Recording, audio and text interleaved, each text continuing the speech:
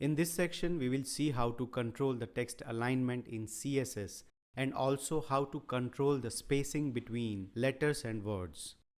So in CSS, the text align property is used to control the text alignment. It specifies the horizontal alignment of text in an element. The syntax is like this, where you give the text align and then there are various values like left, right, center, justify, initial or inherit. Let's see practically how to use them. So here you see that I have defined some paragraphs and also you can see that I have applied classes to them, that is left, right, center and justify.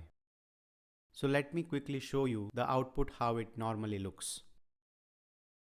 So this is how it looks. Now let's go back to coding and apply the text align property to the respective classes. Here I will say text align and you can see the list of alignment we have here. I will say left here. Similarly, for the right, center and justify, I'll apply the text align property. Okay, let's save this and check the output. I'll refresh. There you go. You can see on the screen the respective syntax which we have applied and hence the text are aligned the way we want it to. As you can notice, the left alignment is the default alignment. That is, if no alignment is given to the text, it will by default be left align. Earlier, we saw that the text align property also has few values which can be handy as well. Let's check them. So in the text align, you can see the value start. It defines the text will be aligned at the start position, that is left position, which is basically left alignment. And here let me remove the left align. Now you can see there is a value end, which is basically the right alignment. Let's save this and check the output. So you can see the left alignment has been given the alignment end and right alignment has been assigned with start.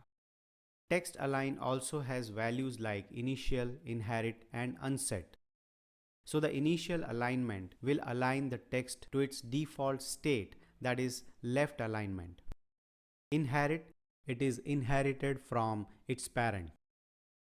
The unset resets a property to its inherited value if that property inherits from its parent and to its initial value if not. Basically, it is combination of inherit and initial. So this was it for the text align property. Now you know how to use it. Now let's talk about how to control the letters and words spacing. To control the spacing between letters and words in CSS, we use the letter spacing and word spacing properties respectively.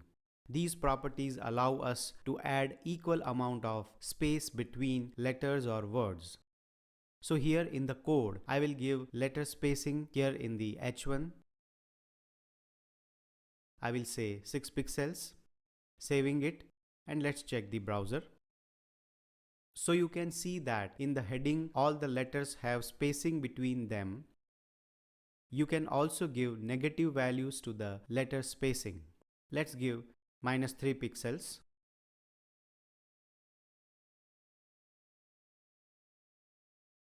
So you see it tightens up the letters. It's very useful in cases like, let's say you want a transition effect where the letters are coming out so that you can do easily with CSS transition property. Now let's use the word spacing property. I will say word spacing here and let's give 15 pixels here. Back to the browser. As you can see, the spacing after every words has been changed. So this is how you can control the spacing between letters and words. So give it a try, experiment on it. See you guys in the next tutorial.